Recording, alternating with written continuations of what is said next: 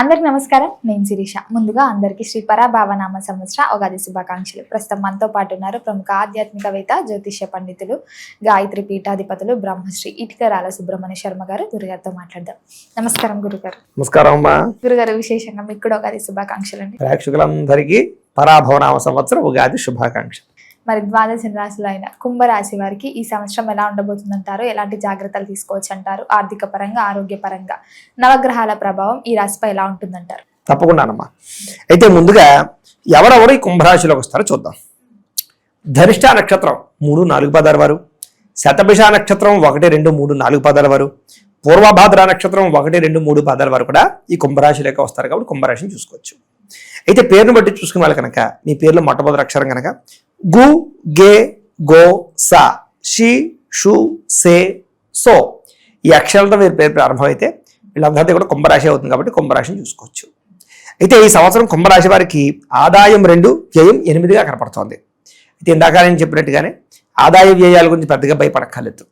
ఆదాయం తక్కువ ఉన్నా కూడా మీకు మంచి రాబడి కూడా ఉండబోతోంది. కంగారు ఏం పడక్కర్లేదు. ఎందుకంటే ఇది పెట్టుబడి కింద వెళ్తుంది తప్ప ఖర్చు కింద అనుకోవద్దు. అంతా కూడా ఖచ్చితంగా మీరు పెట్టుబడులు పెట్టగలుగుతారని చెప్పచ్చు. ఇన్వెస్ట్మెంట్లు బాగా చేయగలుగుతారు. పాలసీలు కట్టడం కానీ, ఫిక్స్డ్ డిపాజిట్ వేయడం కానీ, ఇంట్లో ఎవరికైనా అవసరమైతే ఖర్చు పెట్టడం కానీ, పిల్లల చదువుల కోసం కానీ, పిల్లల వివాహాల కోసం కానీ ఖర్చులు బాగా కనపడుతున్నాయి. కాబట్టి అవన్నీ తప్పని ఖర్చులు, ఎప్పటికైనా రావాల్సిన ఖర్చులే. కాబట్టి ఎప్పుడో రావాల్సిన ఖర్చులు మీకు ఈ సంవత్సరం వస్తున్నాయని మాత్రం దృష్టిలో పెట్టుకోండి. ఎప్పటి నుంచో డబ్బులు దాచింది ఎందుకు? ఇల్లు కొనడానికో, పిల్లలు పెళ్ళిళ్ళు చేయడానికో దాస్తారు. ఇన్వెస్ట్మెంట్ చేయడానికి దాస్తారు, లేకపోతే ఏదో కొనడానికి. అది మీరు ఈ సంవత్సరం చేయబోతున్నారనమాట. అంతకన్నా ఏం కాదు. కాబట్టి ఆ రకమైన ఖర్చు కనపడుతుంది. కాబట్టి ఏం భయపడద్దు. రుణాలు చేసేటప్పుడు జాగ్రత్త. అయితే దుబారా ఖర్చుల కోసం, ఆన్లైన్ షాపింగ్ల కోసం, లగ్జరీ వాహనాల కోసం, లగ్జరీ వస్తువుల కోసం, లేదా ఏదో సరదాల కోసం, ఎంటర్టైన్మెంట్ కోసం అప్పులు చేయకండి. డబ్బులుంటే పర్వాలేదు, కానీ అప్పు చేసి సరదాలు పనిచేయదు. ఎప్పుడు కూడా మనం సరదా ఎప్పుడంటే సరదా సంపాదించడానికి ఉండాలి. మనకు ఏదైనా ఒక వస్తువు కొనుక్కోవాలనిపించింది, ఓ ఫోను, ₹1,00,000 ఫోనే కొనుక్కోవాలనిపించింది, ఈఎంఐలో కొనకూడదు దాన్ని. అది కొనాలని తాపత్రయం సరదా ఉన్నప్పుడు అది కొనడానికి కావాల్సిన డబ్బు సంపాదించడానికి ముందర తాపత్రయపడాలి. సంపాదించి కొనుక్కోవాలనుకోవాలి దాన్ని. అప్పుడు ఏమంటుంది, ఆ దాని మీద ఆశతోటి సంపాదించాలని తాపత్రయం పెరుగుతుంది, ఐడియాలు పెరుగుతాయి, స్కిల్స్ డెవలప్ అవుతాయి, స్పోర్టివ్నెస్గా ఉంటారు, కొత్త ఐడియాలు వస్తాయి, సంపాదన పెరుగుతుంది దానివల్ల. అదే ముందే వస్తువు మన దగ్గరికి వచ్చేసింది అనుకోండి, వస్తువు మన చేతిలో ఉంటుంది కాబట్టి కొత్తగా మనకి ఇంక సంపాదన అవసరం లేదు. నెలకింత సంపాదించినంత ఈఎంఐ కడితే సరిపోతుంది. కాబట్టి దాని మీద పెద్దగా మనలో మార్పు రాదు. అదే మనకి వస్తువు మీద కోరుకుంది అనుకోండి, అది ఫోన్ అనే కాదు, కార్ అవ్వచ్చు, ఇంకోటి అవ్వచ్చు, ఏదైనా సరే, ఏదైనా మనకు ఒక వస్తువు కొనుక్కోవాలనిపించినప్పుడు మొత్తం అంతా అప్పు చేసి కొనకూడదు. ఏదో 20%, 30% అప్పు చేయడం తప్పులేదు. కానీ మొత్తానికి 100 రూపాయలకి ₹90 అప్పు చేసి కొనడం అనేది కరెక్ట్ కాదనమాట. అంటే ఈ రకంగా ఈ సంవత్సరం జాగ్రత్త తీసుకున్నట్లయితే, అనవసరమైన వస్తువులు కొనుగోలు చేసుకోకుండా ఈ ఆదాయం పట్ల శ్రద్ధ పెట్టినట్లయితే ఈ సంవత్సరం చాలా బాగుంటుంది, నష్టపోకుండా ఉంటారు. ఇది ప్రధానమైన విషయం. ఇక రాజపూజ్యం 4గా కనపడుతోంది, అవమానం 2గా కనపడుతోంది. అయితే ఇక్కడ అదృష్టం ఏంటంటే ప్రజాదరణ బాగా పెరుగుతోంది, గుర్తింపు బాగా వస్తుంది, ప్రజలు మెచ్చుకుంటారు మిమ్మల్ని. అలాగే స్నేహితులు పెరుగుతారు, ఇష్టపడే వాళ్ళు పెరుగుతారు, ప్రేమించే వాళ్ళు పెరుగుతారు, ఫాలోవర్లు పెరుగుతారు, మిమ్మల్ని ఫ్లడ్ చేసేవాళ్ళు కూడా పెరుగుతారు. కాబట్టి జాగ్రత్తగా ఎవరు దేనికోసం మనల్ని ఫ్లడ్ చేస్తున్నారో, వాళ్ళకి మన దగ్గర ఏం అవసరం ఉందో, ఏం కోరుకుంటున్నారో అవన్నీ ఆలోచించుకొని అవతల వాళ్ళతో మీరు రిలేషన్ పెట్టుకోవడం మంచిది. స్వార్థపూరితమైన వ్యక్తులు చుట్టూ తిరుగుతుంటారు ఈ సంవత్సరం. అంటే మీ దగ్గర ఏవీ లేకుండా మాత్రం మీ దగ్గరికి, ఇప్పుడు బెల్లం దగ్గరే ఈగలు మూగుతాయి, అక్కడ ఏవీ లేకపోతే ఎందుకు మూగుతాయి? కాబట్టి మీ దగ్గర వాళ్ళకి కావాల్సింది ఏదో ఉందన్నమాట అనే విషయం దృష్టిలో పెట్టుకుని ఎవరు పడితే వాళ్ళకి వాగ్దానాలు ఇవ్వకండి, లేదా ఎవరు పడితే వాళ్ళకి డబ్బులు ఇవ్వకండి, ఎవరు పడితే వాళ్ళకి షూరిటీ సంతకాలు పెట్టకండి, అనవసరమైన రిలేషన్లు పెట్టుకోకండి ఈ సంవత్సరం. ఎవరితోటైనా సరే రిలేషన్ పెట్టుకునేటప్పుడు అది లాంగ్ టర్మ్లో నిలబడగలిగేటటువంటి సరైనటువంటి రిలేషన్ పెట్టుకోండి. స్నేహితులతో కూడా అంతే. ఎవరు పడితే వాళ్ళని స్నేహం చేసుకోవడం మంచిది కాదు. స్నేహితుల వల్ల దీనివల్ల ఏమవుతుంది, కొంతమంది ఏం చేస్తారంటే మన రహస్యాలు తెలుసుకుని మనల్ని ఎలా వాడుకోవాలో అలా వాడుకుంటారు, బ్లాక్మెయిల్స్ చేస్తూ ఉంటారు, రకరకాలుగా మనల్ని తప్పుడు ఇన్వెస్ట్మెంట్ చేస్తారు మన చేత. చాలామంది ఎంత బాగా కలిసిపోతారంటే అసలు నిజంగా ఏదో మన కోసం పుట్టినట్టు బిహేవ్ చేస్తాడు వాడి మాటలతోటి. అసలు మన కోసం త్యాగం చేసేసినట్టు మాట్లాడతాడు. చివరికి ఏం చేస్తారంటే వాడు ఏదో కష్టాల్లో నష్టాల్లో ఉన్నామని వాడు ఏదో దాంట్లో పెట్టుబడి పెట్టమంటాడు, లేదా వాడు దాంట్లో ఇన్వాల్వ్ అవ్వమంటాడు, ఏదో చెప్తాడు. మనం ఏంటంటే ఆ మాయ మాటలు పడిపోయి వాడంత మంచివాడు లేడని ఊహించేసుకుని వాడితో వ్యవహారం చేస్తూ ఉంటాం. ఇలాంటి సమస్యలు ఈ సంవత్సరం చాలా ఎక్కువ ఉన్నాయి కాబట్టి మాటల బురుడిలో పడిపోకండి. అంచేత తత్తు జాగ్రత్తలు తీసుకున్నట్లయితే ఈ సంవత్సరం ఇబ్బంది ఉండదు మీకు. ఇక ఈ సంవత్సరం గోచారం చూసుకుందాం. అయితే ఈ సంవత్సరం గోచారం చూసుకున్నట్లయితే కనుక మనకి గురుడు జూన్ 1వ తారీఖు దాకా కూడా పంచమ స్థానంలో ఉంటాడు.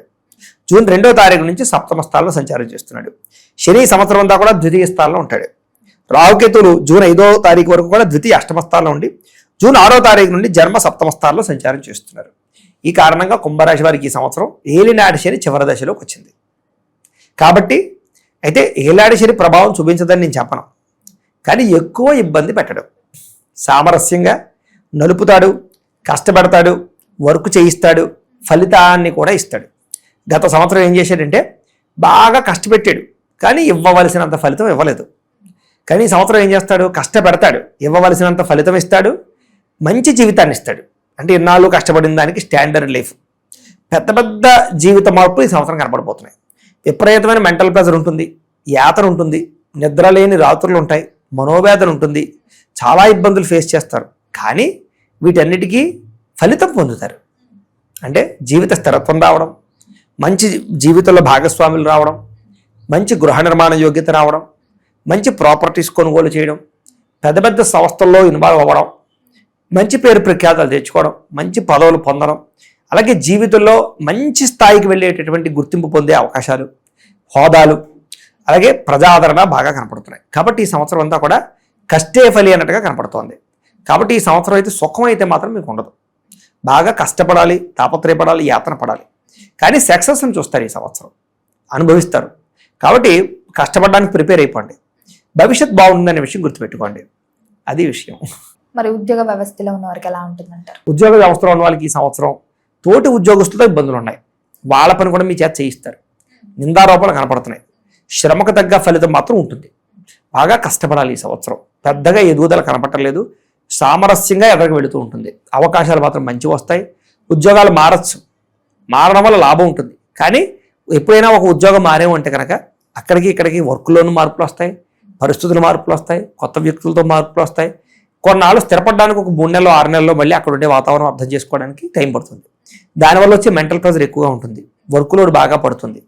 కొత్త పని నేర్చుకోవాలి కదా, దానికి ఇబ్బంది పడతారు తప్ప ఉద్యోగాల మార్పుల వల్ల ఆదాయం పెరుగుతుంది. అలాగే ఆర్థికంగా పుంజుకుంటారని చెప్పొచ్చు. జీతాలు పెరుగుదల ఉంటుంది. అలాగే ప్రభుత్వ ఉద్యోగాల కోసం ప్రయత్నం చేసేవారు మాత్రం జాతకాలు పరిశీలన చేసుకోవాలి. సులువుగా రావు ప్రభుత్వ ఉద్యోగాలు. చాలా దానికి గురుబలం, రవిబలం, కుజబలం ఇలాంటి కొన్ని గ్రహాల బలాలు కావాలి. కాంబినేషన్ బాగుండాలి. అందుకనే ఎవరైనా సరే ఇది గోచారం కాబట్టి మీ పర్సనల్ జాతకం కూడా ఒకసారి చూపించుకోండి. జాతకంలో గ్రహాలు బాగున్నాయి లేదో చూసుకుని అవసరమైతే మా అలాంటి వాళ్ళకి ఫోన్ చేస్తే మేము జాతకం చూస్తాం. చూసి ఏదైనా ఇబ్బందిగా ఉంటే పరిహారాలు చెప్తాం. పరిహారాలు చేసుకున్నా లేదా మేమే చేయించుకున్నా మీకు ప్రభుత్వ ఉద్యోగాలు సులువుగా వస్తాయి. చదువుకనే కాదు, ఉద్యోగం అనే కాదు, వ్యాపారం అనే కాదు, వివాహం అనే కాదు, దేనికైనా పర్సనల్ జాతకం చాలా ముఖ్యం. అందులో గ్రహాలు యోగిస్తేనే ఇప్పుడు ఈ గోచారం కూడా యోగిస్తుంది. కాబట్టి అందరూ ఒకసారి జాతకం మాత్రం ఖచ్చితంగా చూపించుకుని జాగ్రత్తగా స్టెప్ అయ్యింది. ఎందుకంటే ఈ సంవత్సరం కష్టాలు ఎక్కువగా ఉన్నాయి, ఇబ్బందులు ఎక్కువగా ఉన్నాయి, ఫలితం వచ్చినా కూడా. కాబట్టి సులువుగా మనం ఈ సంవత్సరం దాటాలన్నా, మనం అనుకున్న జీవితంలో మార్పులు రావాలన్నా పర్సనల్ జాతకంలో ఉండే గ్రహాల కాంబినేషన్ బలాలు చాలా ముఖ్యం. కాబట్టి ఖచ్చితంగా ఈ ప్రయత్నం చేసినట్లయితే ప్రభుత్వ ఉద్యోగాలు కూడా ఈ సంవత్సరం వస్తాయి. కాబట్టి ప్రయత్నాలు చేయొచ్చు ఈ సంవత్సరం.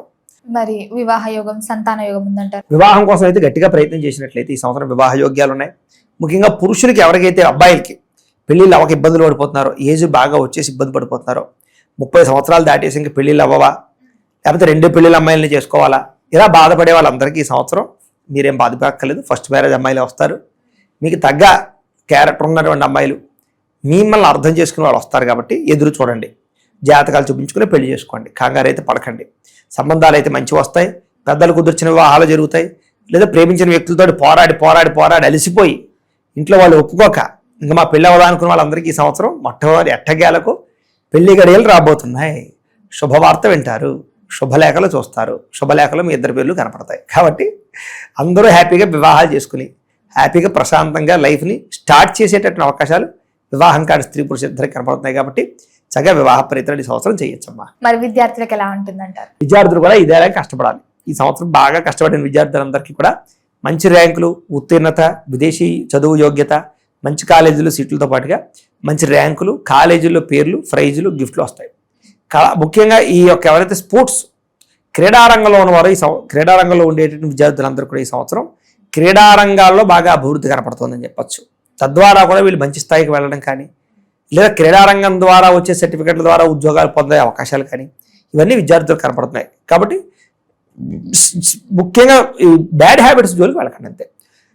అక్కర్లేనటువంటి వాడికి సిగరెట్లు, మందు, గుట్కాలు, ఇలాంటి స్నేహితులు ఈ సంవత్సరం తారాసపడతారు వీళ్ళకి. కాబట్టి అలాంటి వాళ్ళ జోలికి వెళ్ళకండి. స్త్రీలకు కూడా అంతే. కొంతమంది చెడగొట్టేటటువంటి ఫ్రెండ్స్ మీ చుట్టూ తిరుగుతారు. అలాంటి వాళ్ళంటే నాకెవరో బాయ్ ఫ్రెండ్ ఉన్నాడు, నీకు లేరా, నీ జీవితం ఇంతేనా, నేను ఎవరో చూడరు, నువ్వు అందంగా లేవు, నువ్వు వేస్ట్ జీవితం అని రెచ్చగొడుతుంటారు. చదువుకునే వాళ్ళకి అవన్నీ అవసరం లేదు. చదువుకి దానికి సంబంధం లేదు. ఏ వయసులో ఉండాల్సిన ఆ వయసులో ఉంటే సరిపోతుంది. పక్క వాళ్ళకి ఎవరో ఉన్నారు కదా మనకి లేరనే ఫీలింగ్ ఏం పెట్టుకోవద్దు. పక్క వాళ్ళకి మనకి దేంతో పోల్చుకోవాలంటే వాళ్ళకి వచ్చిన మార్కులు మనకు రాలేదే, వాళ్ళకి వచ్చిన ర్యాంకులు మనకి రాలేదే, వాళ్ళకి ఇలా మనం కాన్సన్ట్రేషన్ చేయలేకపోతున్నామే అని పోల్చుకోవాలి తప్ప పక్క వాళ్ళు గంటల తరబడి ఎవరితో ఫోన్లో మాట్లాడుతున్నారే, మనకెవరు ఫోన్ చేయట్లేదే అని మాత్రం పెట్టుకోకండి. ముఖ్యంగా స్త్రీలకు చెప్తున్నాను ఇది. ఈ సంవత్సరం అలాంటి ఫీలింగ్స్ బాగా వీళ్ళకి పెరుగుతాయి.